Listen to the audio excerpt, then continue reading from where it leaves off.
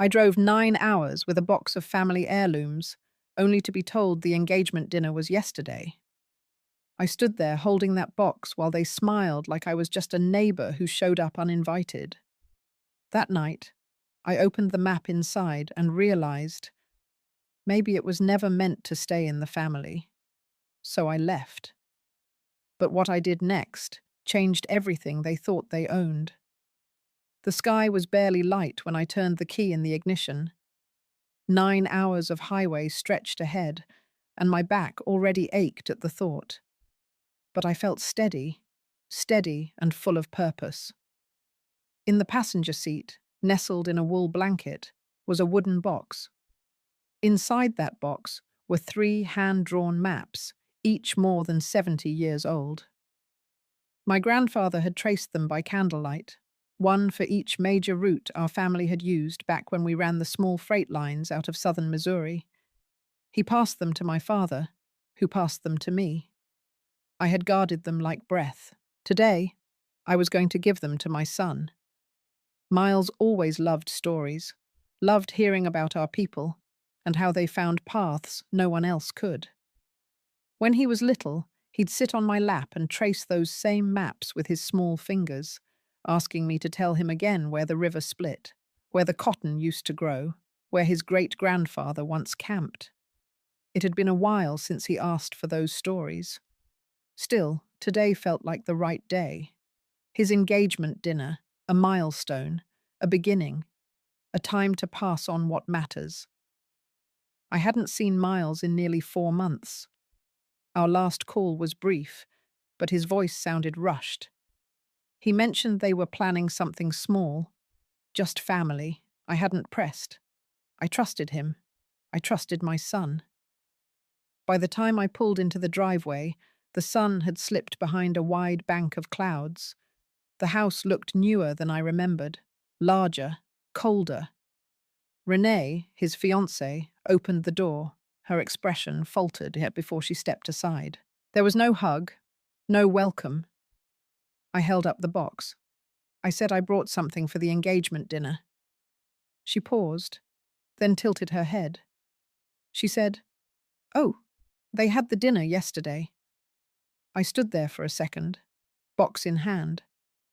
I asked what she meant. She shrugged, said it was last minute. Her family was in town. They figured it made sense. Then she smiled, thin like paper, and said they didn't think I would be up for the travel anyway. Inside, I could hear laughter. Someone clinked a glass. She never moved from the doorway. I felt the box get heavier in my arms. Not from weight, but from shame. A shame that didn't belong to me but had somehow made itself comfortable on my shoulders. I asked if I could come in for just a moment. She looked back. Then she said, maybe another time. They were still cleaning up. Too much going on. And then the door closed. 9 hours of driving. For that. I sat in the car for almost an hour. No one came out. Not Miles. Not even a text. Nothing. The box sat between us, like a witness. I kept thinking back to when he was 8, when he cried because I wouldn't let him draw on those maps. He called them treasure. I told him they were history. Maybe they were both. Now they were just mine again. Eventually, I started the car and pulled away. There's a kind of silence that happens when someone closes a door on you without a sound. It's louder than shouting. He didn't raise his voice. He didn't even speak. But the silence said everything. I drove until the highway stopped feeling cruel, until the gaslight came on, until I could hear myself breathing without choking on disappointment. That night, in the motel room, I opened the box. I laid the maps out across the bed like old letters, tracing the lines with my fingers again. I remembered every turn, every bend, every dotted path. What my son had forgotten, I still remembered. And just like that, something inside me began to shift. Have you ever felt it? That quiet moment when the sadness fades and something stronger begins to settle in, because I felt it that night. And what I did the next morning, well, that part changes everything. The next morning, I drove back to my home in Blue Bluff. The sky was pale and thin, and I barely noticed the road. I wasn't crying. I wasn't even angry. But something about the silence inside me had hardened overnight. Not like a wall, more like a floor. I had somewhere to stand now. The house was quiet when I walked in. I lived alone since Thomas passed, and the stillness used to bother me. Not anymore. That morning it felt like a relief. I unpacked the maps and placed them back in the cabinet drawer, right beneath the hand-carved compass I once used on my father's land runs. That drawer was always where legacy lived. But something inside me knew the maps wouldn't be staying there much longer. Around noon, I made tea and sat at the kitchen table. I kept thinking about Miles's face when I held him the day he got into college. The boy who used to lean on me like I was his gravity. That boy hadn't answered my call, not even a message. A whole day had passed. I picked up the envelope from the edge of the table. It had arrived 2 weeks earlier from a regional museum I used to work with. They had been inviting me for years to return and help catalogue some historical trade maps. I had always declined. But this time, the envelope had a note from Sylvia Lannister, the director herself. She had heard I was keeping some rare family artifacts. She wondered if I might consider curating them for public view. I never responded. It had felt like too much at the time. Too final. But I opened the letter again, and I reread every word, and then I read it again. Something had shifted in me that morning. Miles's silence didn't just hurt. It clarified. I called Sylvia. She picked up on the second ring. She sounded surprised to hear my voice. Warm, though. Always was. We hadn't spoken in almost a year. I told her I was thinking about the offer, that I had 3 maps from the early 1900s. First-hand annotations, trade lines, route notes in my grandfather's hand, and that I was ready to let them live outside my house. She didn't rush me. She just said they had room for them, and if I ever wanted to come in person, they would be honored.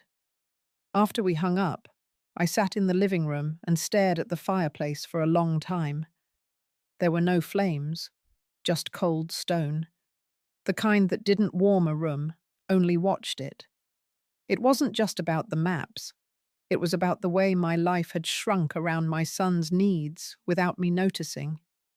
The dinners I cooked when he didn't show. The birthdays I sat through with Renee's family taking the spotlight. The time I loaned them $12,000 when they were starting that real estate firm and never once brought it up again. Because I believed in him. Because that's what you do for people you love. That love had turned quiet.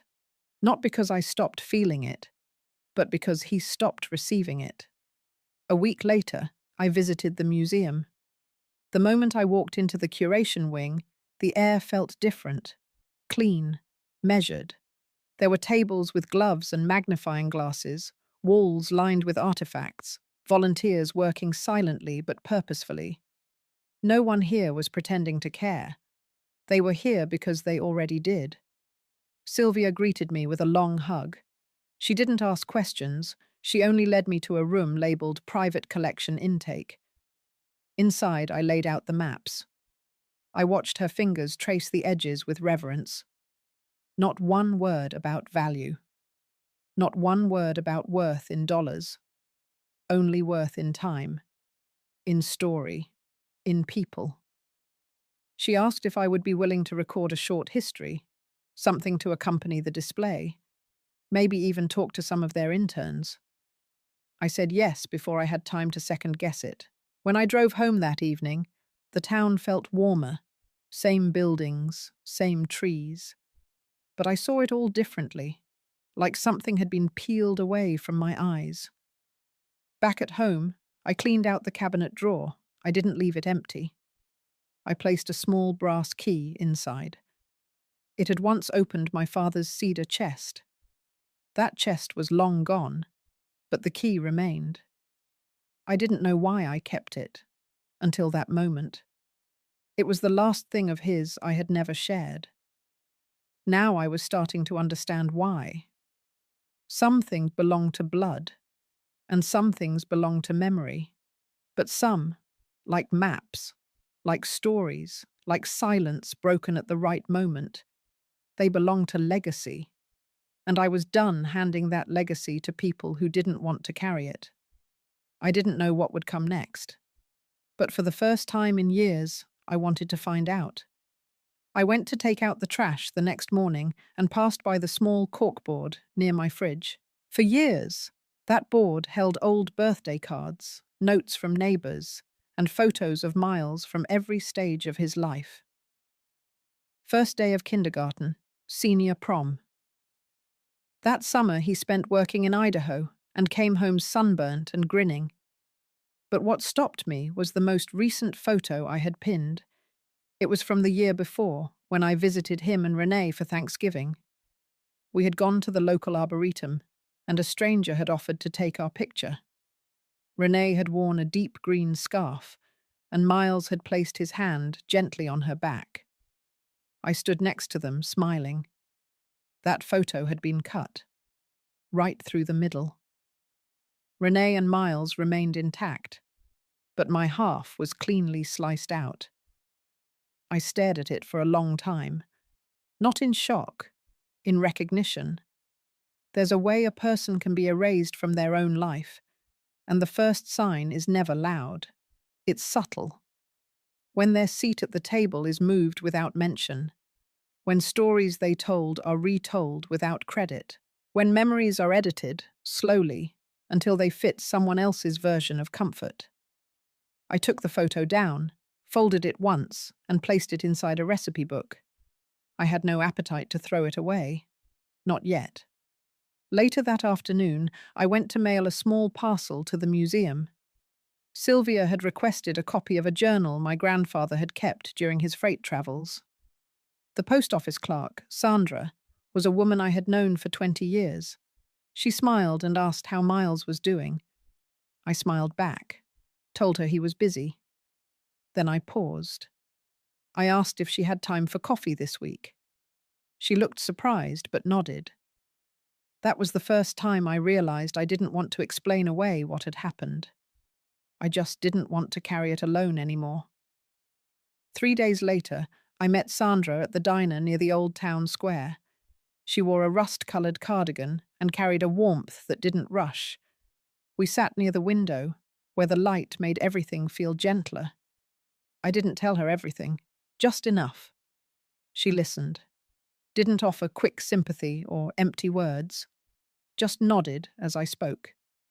Then she said something I didn't expect. She said it happened to her, too. Her daughter had married into a wealthy family and slowly started pulling away. Calls became fewer. Visits stopped altogether. Then one day, Sandra saw a Christmas photo online. The entire family standing in front of the tree. Except Sandra wasn't in it. She had hosted that year, cooked everything, cleaned, paid for most of it. And still, she didn't belong. We sat in silence for a moment. Then she said that grief wasn't always about death. Sometimes it was about still being alive while someone chose to forget you. That stayed with me. When I got home that evening, I found an envelope wedged between the screen door and the frame. No return address. My name scribbled in familiar handwriting. Inside was a wedding invitation. Miles and Renee, set for 2 months from now, in Oregon. There was no note, just the invitation, crisp and white. And at the bottom, in tiny print, were the words, "Ceremony only, no reception." I stared at it for a long time. This was not forgetfulness. This was precision. I hadn't been told about the engagement dinner. Now I was being invited to a wedding where there was no room for a seat at the table. And still, Something in me didn't shatter. Instead, it clarified. I pulled out a box from the hallway closet.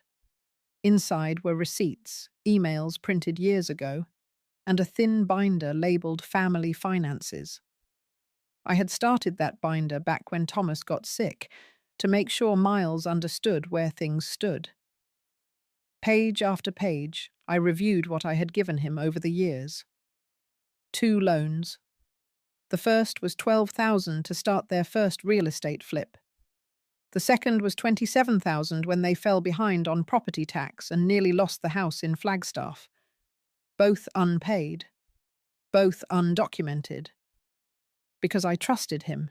At the bottom of the stack was a copy of the title transfer for the lakeside cabin we owned. Thomas and I had signed it over to Miles 5 years ago, believing he would preserve it. But they had sold it 8 months later, used the money to invest in a renovation in Austin. I had found out through a friend who worked at the county office.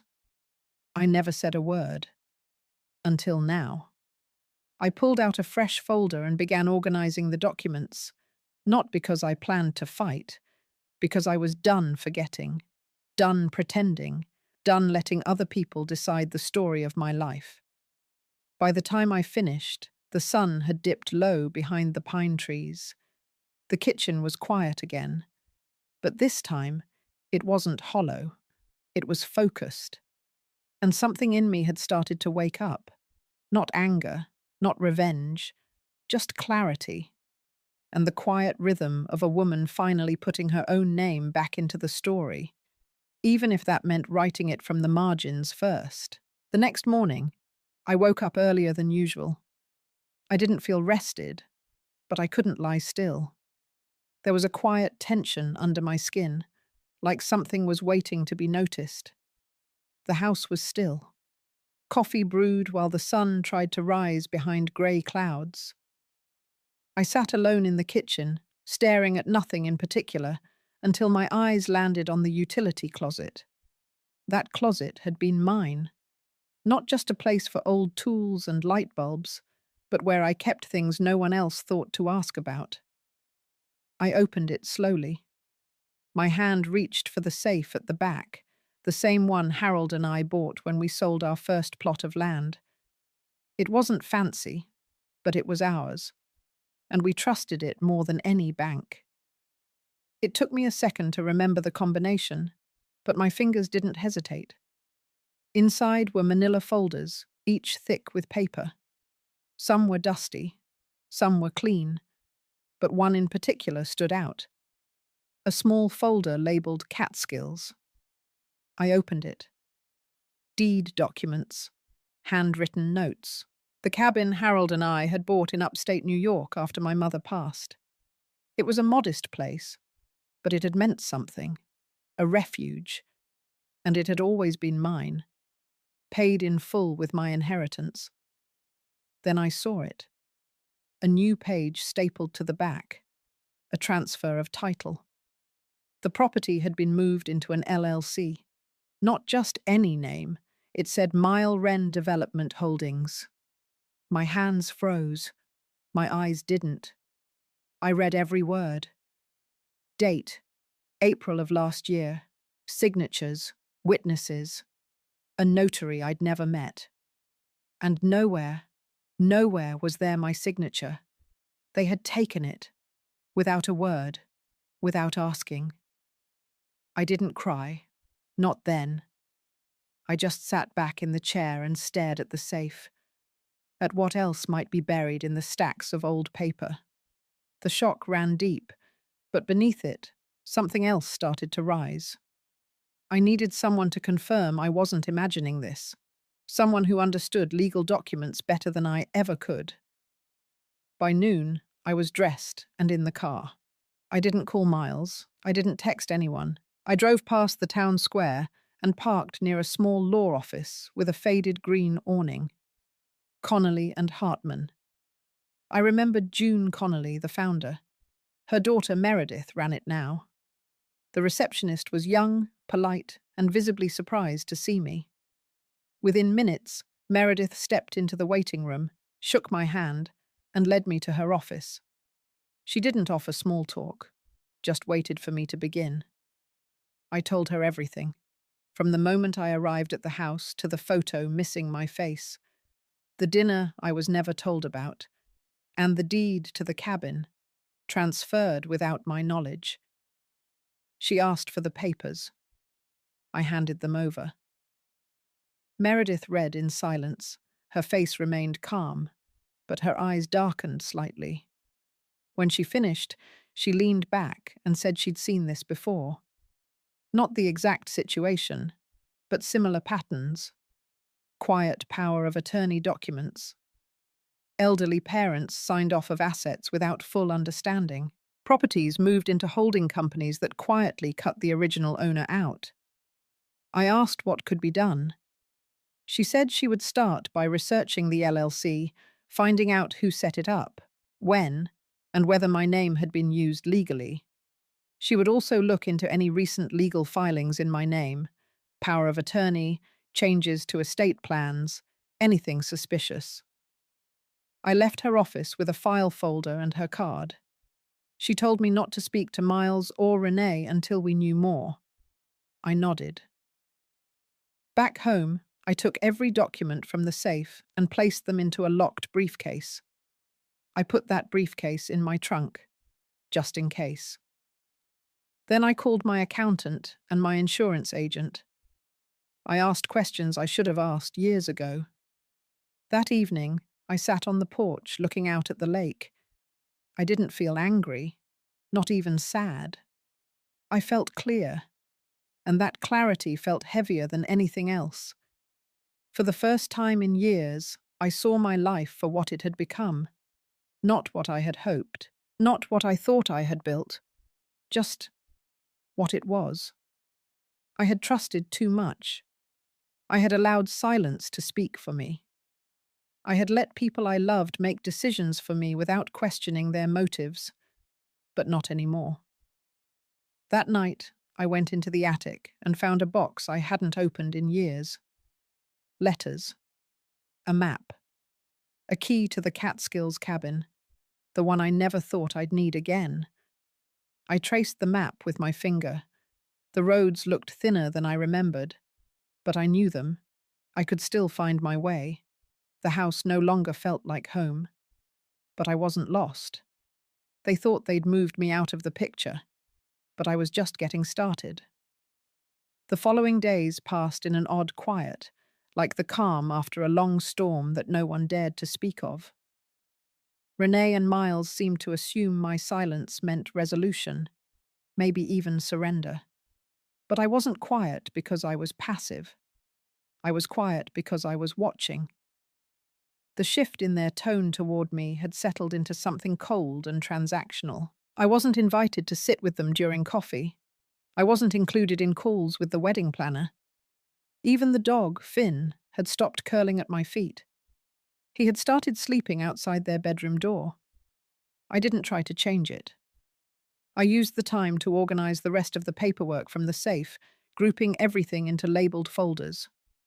Old investment records, bonds, certificates of ownership for our previous land sales. And tucked away in one of the older envelopes, I found something I hadn't expected. A copy of Harold's last letter to me.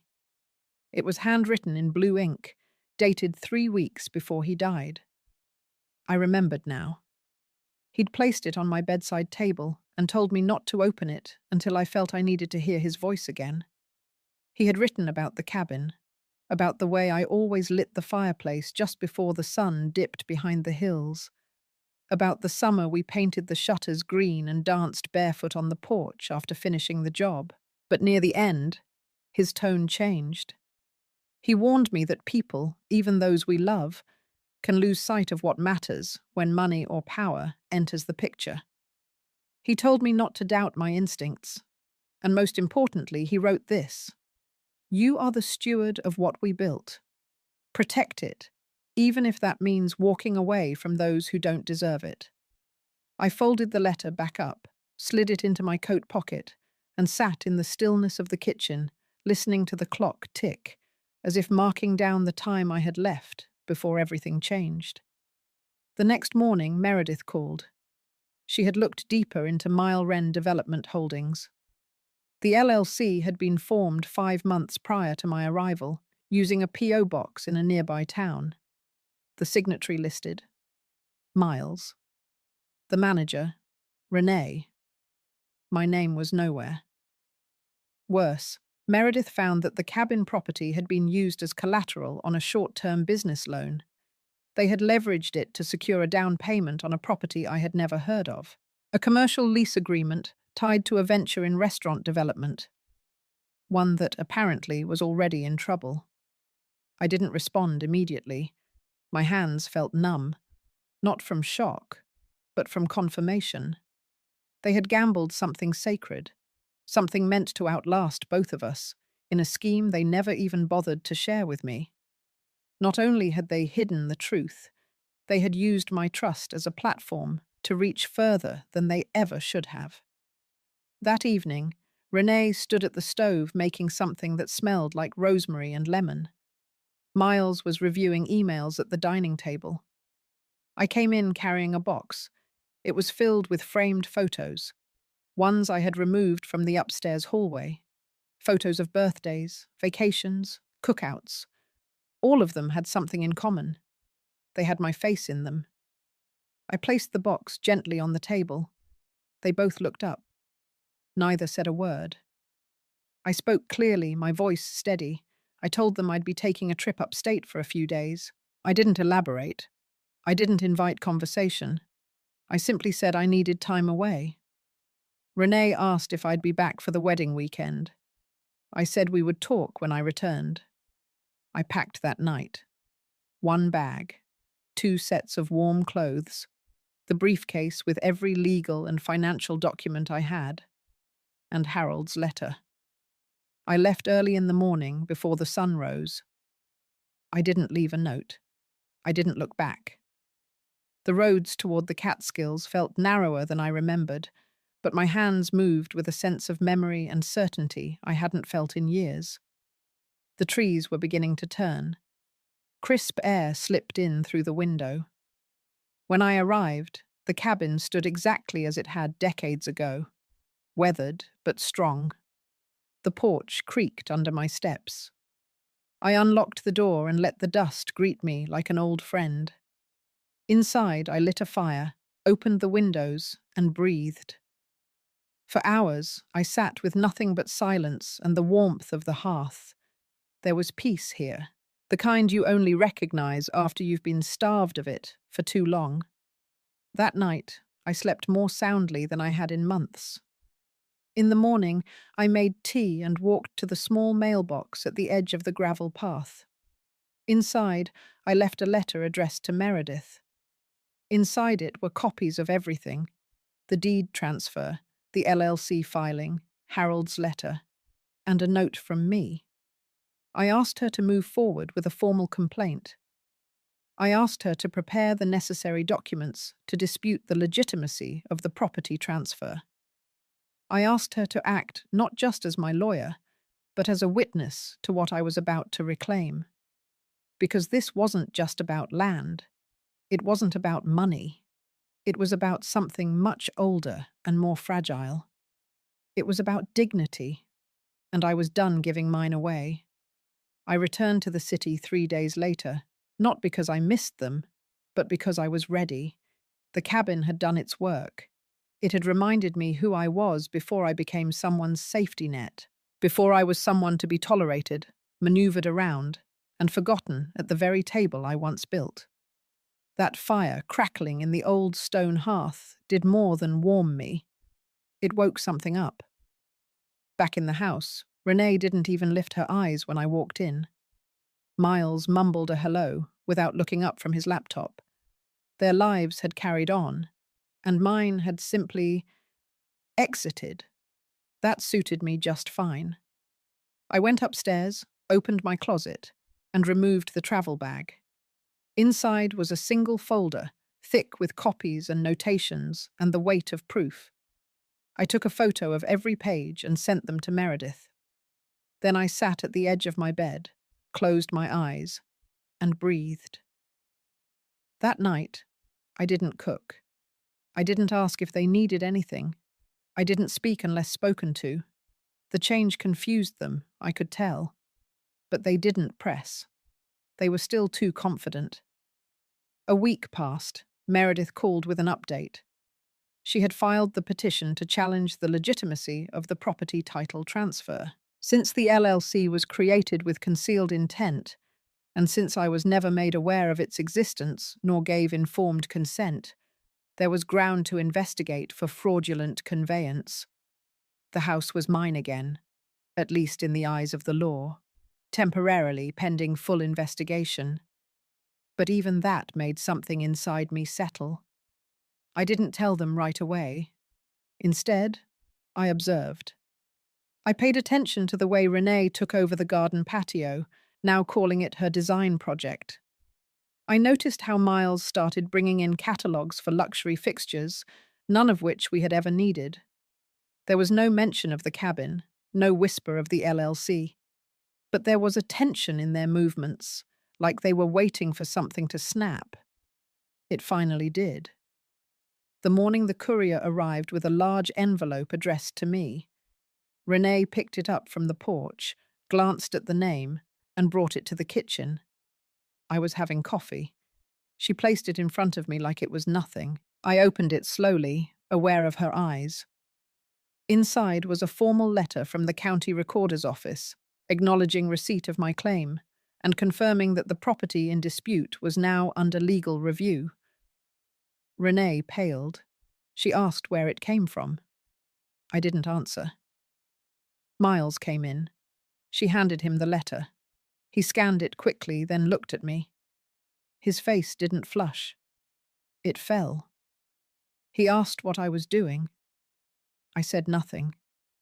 I simply got up, took the letter, and walked out to the sunroom. A few hours later, they asked to talk. We sat in the living room. Miles did most of the speaking. He said things had gotten complicated, that they only wanted to help the family's future. He mentioned the restaurant investment, the expansion plans, the timing. He claimed it was never about taking anything away from me. I nodded.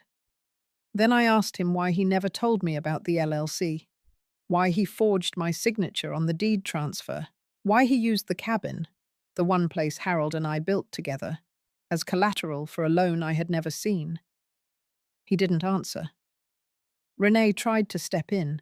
She said it was a misunderstanding, that I was always going to benefit, that it was all going to be in the family. I told her I had read Harold's letter again. I told her about his words on stewardship and protection, and I told her the part that mattered most. You do not protect something by giving it away to people who lie.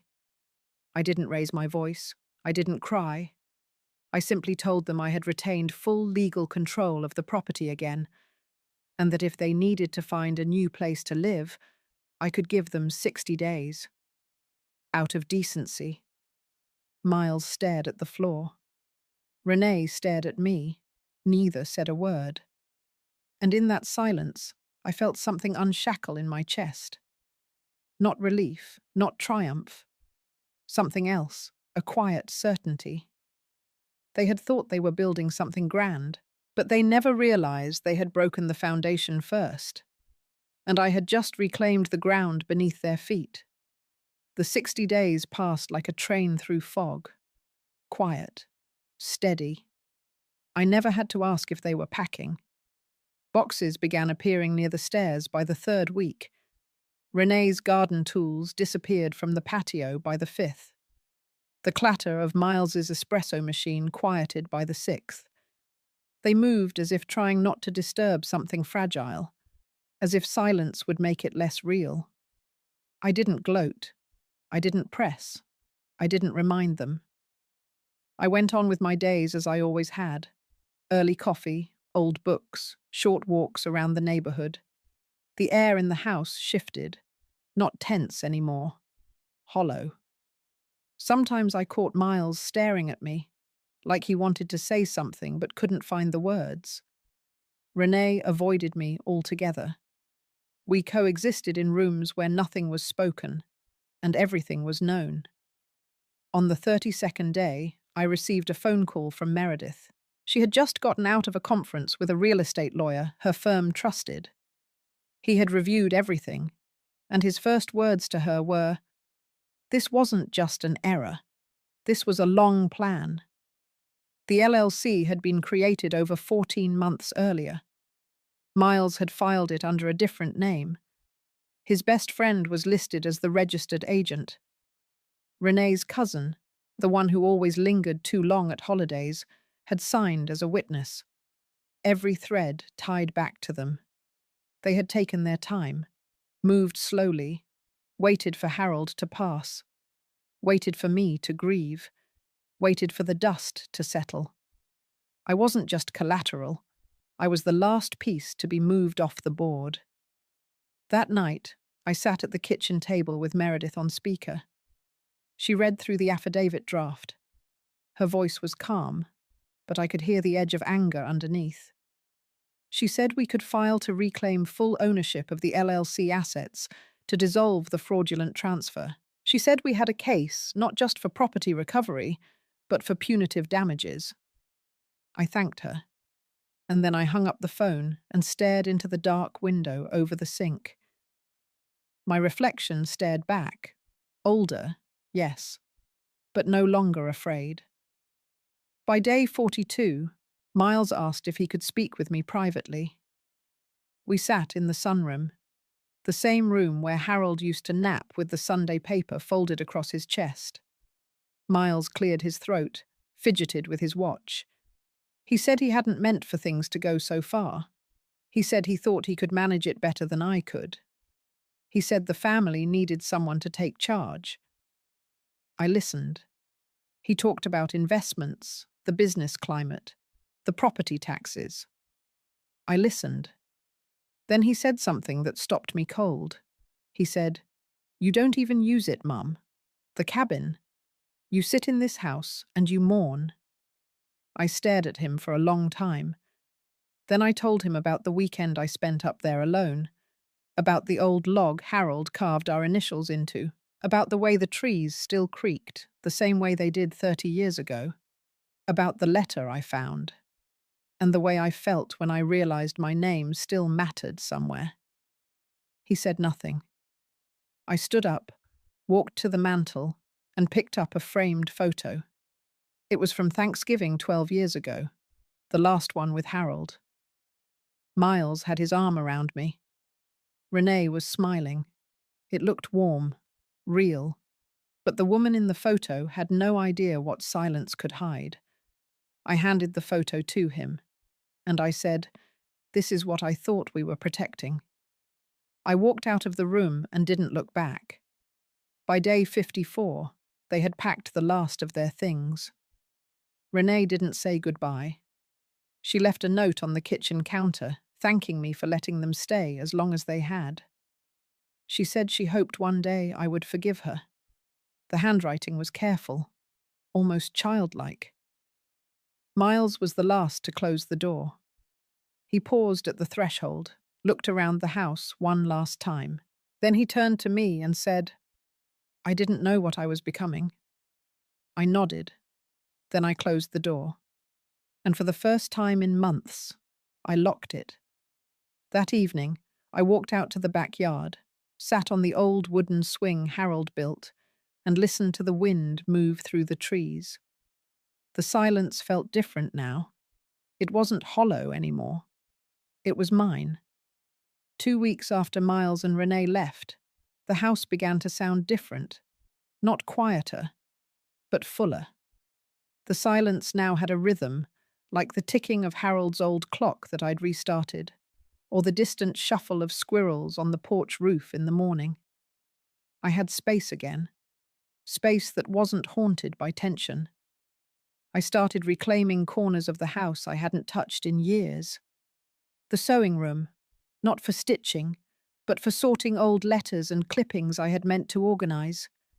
The attic, where Harold's war journals still sat untouched. Even the basement pantry, still lined with jars of pickled green beans and tomato sauce, some of them likely too old to eat. but filled with memory. But peace doesn't always last long. It was late Thursday morning when the knock came. I wasn't expecting anyone. I figured it was a delivery. But when I opened the door, I didn't see a package. I saw Gwen, Harold's cousin. We hadn't spoken in years, not since the funeral. She stood on the porch, bundled in a long tan coat, her silver-grey hair clipped back. She looked smaller than I remembered, and older too, but her eyes hadn't changed.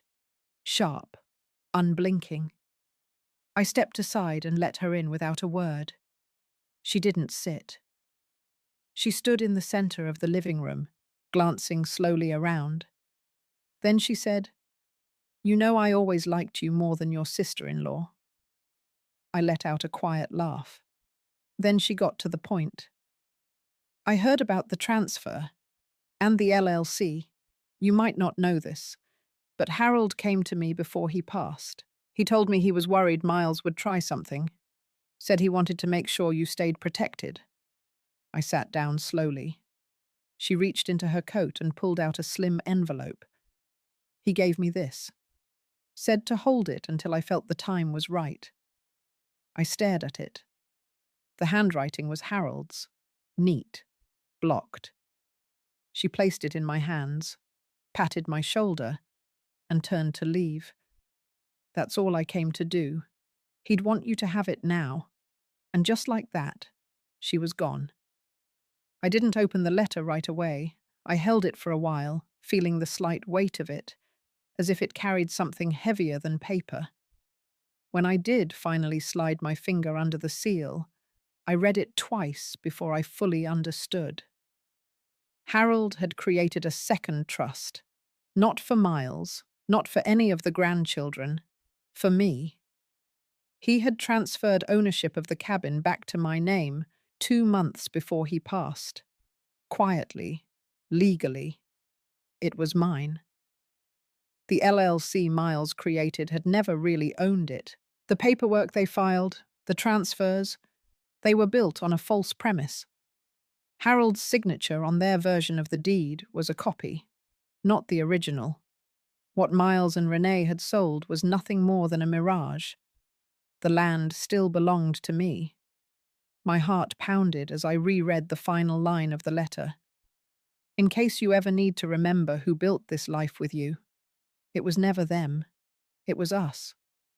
I sat for a long time after that, staring out at the trees beyond the window, my breath steady, my chest tight, but not from pain this time, from a strange rising sense of affirmation.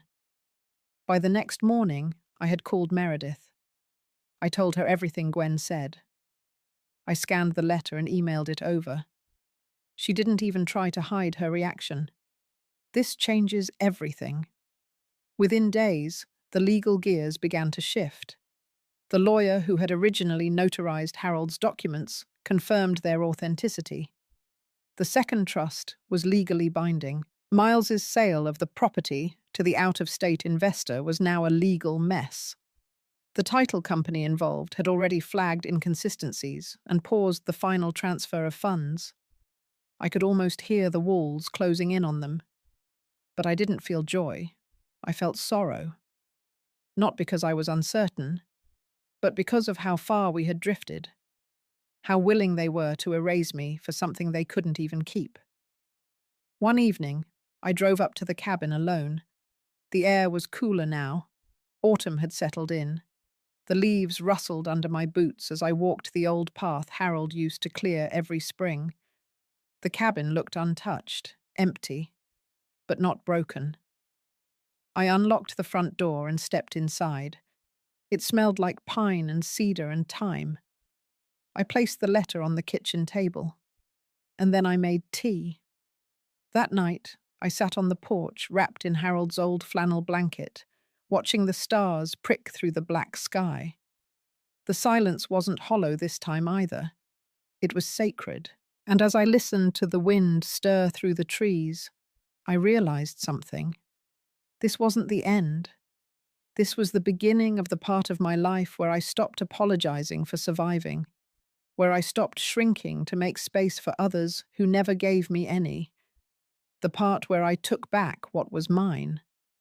Not just land, but self. The call from Miles came on a Sunday evening, a week after the legal dust had started to settle. I was sitting at the kitchen table, sorting Harold's old photo albums into two piles, ones I wanted to keep out, and ones I was finally ready to put away. His name flashed across the screen, and I stared at it for a few seconds before answering. He didn't say hello. He said, "We'd like to invite you to dinner." No explanation, no apology, just that. He said Renee would cook, that they'd like to talk, clear the air. He said it like I hadn't just spent the last few weeks unraveling the mess they created. But I said yes. I wanted to look them in the eye. The night of the dinner, I wore the navy dress Harold always said, brought out the blue in my eyes. I didn't dress to impress them. I dressed to remind myself who I was. The house was clean, too clean. The scent of lavender and lemon was thick in the air, almost artificial. The table was already set, with Renee's fancy plates and cloth napkins she never used when it was just me. Renee greeted me at the door with a tight smile. Miles stood behind her, looking like he hadn't slept. Dinner started with small talk. Useless things, the weather, news about the neighbors. Renee mentioned a new Pilates class. I let them talk. The food was fine, bland, but I ate every bite, slowly, calmly. Then Miles finally said it. "We've had a rough couple weeks. The cabin deal fell through. The buyer pulled out. Lawyers are involved. It's been stressful." He looked at me then, not directly, more like just past me. "You probably already heard." I nodded once. Then he said, "We wanted to let you know we're ready to move forward, to put this behind us, as a family." It was Renee who added the last part. "You're still welcome here," like she was extending some kind of grace. I placed my fork down gently and folded my hands. "That's very kind," I said, "but I brought something with me." I reached into my bag and slid the envelope across the table. Not Harold's letter. A copy of the legal filing Meredith had submitted that morning. The one that formally froze the assets of the LLC Miles created using my name. Renee didn't touch it. Miles stared at it for a moment before picking it up. He scanned the first page, then the second. His face went pale. "This isn't necessary," he muttered. I didn't respond. Renee said, "You're being dramatic." That made me smile. Then I said, "I spent 35 years standing beside Harold, building what we had, supporting this family, and in a single afternoon, you both decided I was dispensable, that I didn't matter." I paused and took a sip of water. "You sold something that wasn't yours, lied to do it, and you left me out in the cold." I leaned back in my chair. "So no, this isn't about drama. This is about boundaries, consequences." Miles opened his mouth but didn't speak. Then I said what I came to say. "You will no longer have access to any of my accounts. I have rewritten every document, the power of attorney, the trusts, the emergency contacts. Your names are no longer there." I watched the color drain from Renee's face. The air in the room shifted. The polite performance dropped. I added, "I don't do this out of spite. I do it out of necessity. For peace." I stood up and smoothed my dress. "Dinner was lovely. Thank you."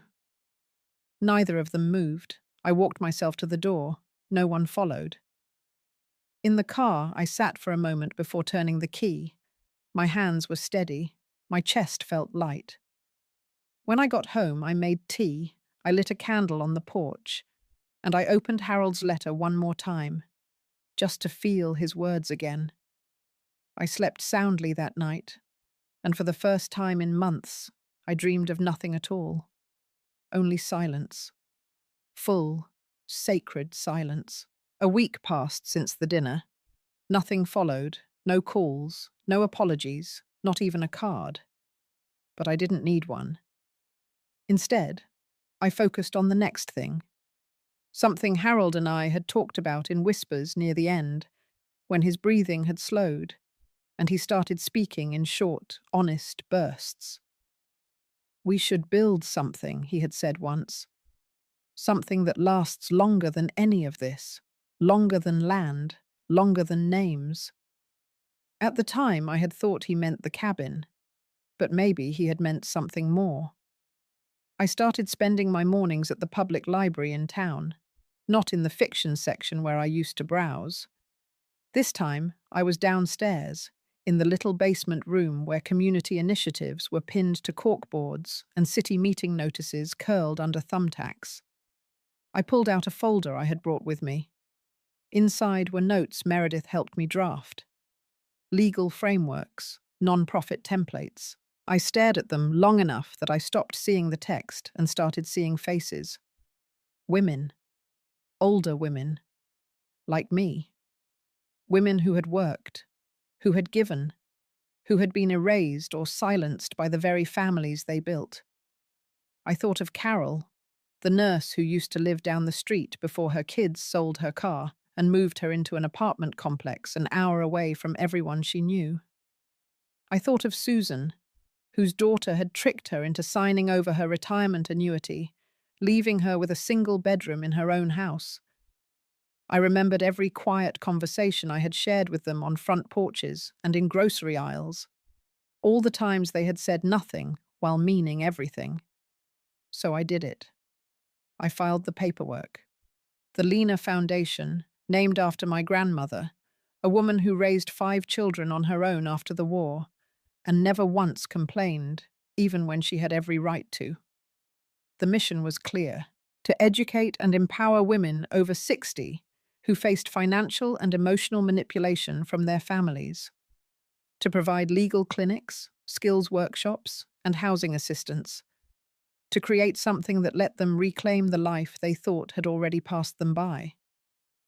Meredith introduced me to a retired accountant named June, who offered to help pro bono. June had once been pushed out of her own practice by her sons.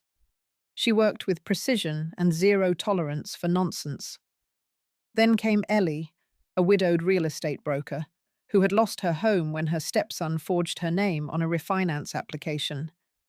She helped me scout a small office space right next to the bus station, easy for anyone to reach. Word spread quickly. At first it was just nods from older women at the diner. Then came folded notes, slipped into my coat pocket at church. Handwritten letters with no return address. Short. Raw. Brave. I read them all. I remembered them all. One letter came from a woman named Judith. She wrote, "I gave everything to them, and now they say I imagined it all. I don't need much. I just want to feel like I exist." I carried her words with me for days. We hosted the first workshop on a rainy Saturday. I bought muffins from the market and made coffee in a borrowed percolator. 6 women came. One cried before we even began. Another brought a stack of unopened bills she had been too afraid to read. I didn't stand at a podium. I sat with them, at eye level. I shared my story. Not the whole thing, just enough. Enough for them to see I wasn't above them. I was beside them. At the end of the session, one woman stayed behind. She wore a burgundy coat and held a small photograph in her lap. It was her younger self, with her husband, laughing in the snow. She said, "I haven't laughed like that in years." Then she looked up. But today came close. That night, I walked home in the cold. My shoes were soaked, my fingers numb, but I felt something I hadn't felt in months. Steady, centered, the kind of peace that doesn't come from being praised or accepted. The kind that grows from doing what is right, even when no one claps. The next day, Meredith called. She said the court had ruled in our favor. Miles's LLC was dissolved. The assets returned. The cabin was now fully protected. I thanked her. Then I told her something I hadn't said out loud yet. Winning the case wasn't the point anymore. The point was this: these women, this room, this ripple. And that was something no document could ever undo.